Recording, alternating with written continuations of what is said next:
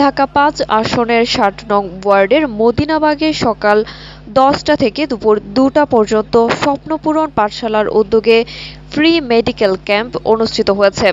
এ সময় প্রধান অতিথি হিসেবে উপস্থিত ছিলেন ঢাকা মহানগর দক্ষিণ স্বেচ্ছাসেবক লীগের সভাপতি আলহাজ কামরুল হাসান রিপন। উদ্বোধন করেন কদমতলী থানা অফিসার ইনচার্জ প্রলয় কুমার সাহা। সভাপতিত্ব করেন স্বপ্নপূরণ পাঠশালার প্রতিষ্ঠাতা সভাপতি ও যুবলীগ নেতা মোহাম্মদ আব্দুল মালেক মুন্সী। পরিচালনা করেন স্বপ্নপূরণ পাঠশালার প্রতিষ্ঠাতা পরিচালক মুস্তাফিজুর রহমান মিলন। সার্বিক সহযোগিতায় ছিলেন এভারগ্রিন হাসপাতাল ও মমতা ব্লাড ব্যাংক ল্যাব। এ সময় অভিজ্ঞ ডাক্তার দ্বারা ৪০০ অসহায় দুস্থ মানুষের চিকিৎসার ব্যবস্থা করা হয়।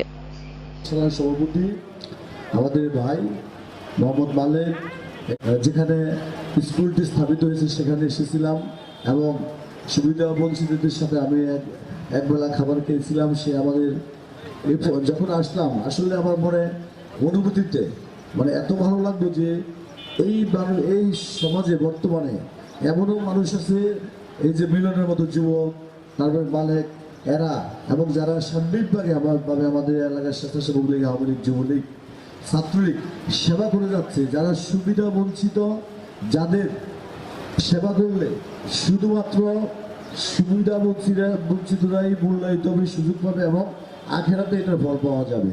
এছাড়া পৃথিবীতে সাময়িক বাণিজ্যিক কোনো ধরনের সুযোগ নাই। সেইখানে গুরুত্বপূর্ণ সময় নিজের মূল্যবান সময় ব্যয় করে নিজের পকেটের অর্থ দিয়ে একটি প্রতিষ্ঠান পরিচালনা করছেন।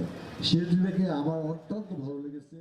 আমাদের প্রতি খেয়াল রাখবেন যাতে করে আমরা সুস্থভাবে আমাদের বিগত ৬ বছরের কার্যক্রমটা এবার আমরা চলমান রাখতে পারি।